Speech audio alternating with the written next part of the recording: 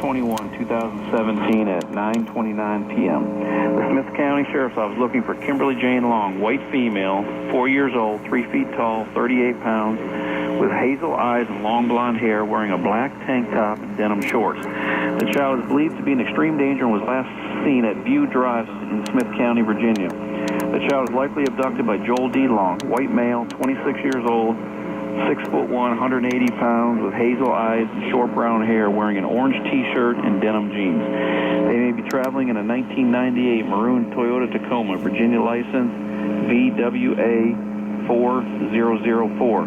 Please contact the Smith County Sheriff's Office at 276-783-7204 or the Virginia State Police at 1-800-822-4453 or 1-800-VA-CHILD. You may find complete information at VAAmberAlert.com.